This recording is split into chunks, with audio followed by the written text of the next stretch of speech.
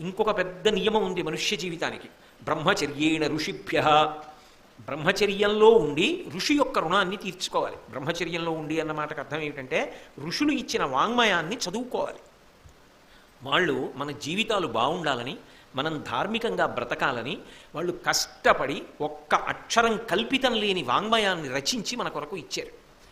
వాళ్ళు అంత కష్టపడి వాంగ్మయాన్ని ఇస్తే అందులో ఒక్క పుస్తకం మనకు అక్కర్లేదు, ఒక్క పుట మనకు అక్కర్లేదు, ఒక పద్యం మనకు అక్కర్లేదు, మన ఇష్టం వచ్చినట్టుగా మనం బతుకుతాం, ఇదంతా ఛాందసత్వం అని బ్రతికేస్తాననగలిగితే ఋషి యొక్క రుణం ఎలా తీరుతుంది? వాళ్ళే సన్మానాలు అడిగారా, సత్కారాలు అడిగారా, బిరుదులు అడిగారా, అగ్రహారాలు అడిగారా, గజారోహణాలు అడిగారా? ఏమడిగారు? ఇది చెప్పుకున్నప్పుడు నన్నయ్య గారి ఖాతాలో ఇంత డబ్బేమని ఎక్కడైనా నియమం పెట్టారా? ఇచ్చేశారంతే నన్నయ్య గారు ఆంధ్రీకరించి, వ్యాసుల వారు ఇచ్చేశారంతే సంస్కృత భారతాన్ని. మీరందరూ ధార్మికంగా బ్రతకండి, లోకం శాంతిగా ఉండాలి, చాలని ఇచ్చారు. ఆ ఋషి రుణం తీరాలంటే ఆయన ఇచ్చింది చదువుకోవాలి. ఆయన ఇచ్చింది చదువుకునే కాలం ఇది అంటే కేవలము శ్రద్ధతో చదవడము వినా ఇంకొక వ్యాపకము లేని కాలమునకు బ్రహ్మచర్యము అని పిలుస్తారు. అంటే బ్రహ్మచర్యం అంతా గురువుగారి దగ్గర గడుస్తుంది. గడిచినప్పుడు గురువుగారు చెప్తూ ఉంటారు, వింటుంటారు. అందుకే ఏకాదశి నాడు ఉపవాసం కూడా లేదు బ్రహ్మచారికి. కనుక ఋషి రుణం తీరాలి అంటే బ్రహ్మచర్యాశ్రమాన్ని నడపాలి. అంటే వైదికమైన వాంగ్మయాన్నంతటినీ, ఋషిప్రోక్తమైన వాంగ్మయాన్ని చదువుకోవాలి.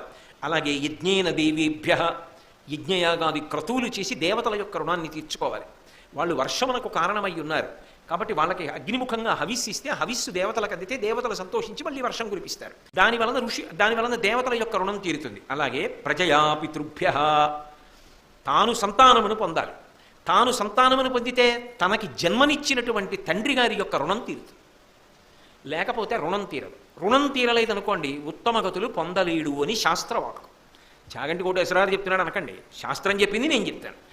పుత్రులు లేకపోతే ఉత్తమ గతులు ఉండవు. కాబట్టి సంతానమును పొందాలి కదా. అథవా కొడుకు లేకపోయినా కూతురుండి కూతురికి కొడుకు పుట్టాలి కదా. కాబట్టి సంతానమును పొందాలి కదా.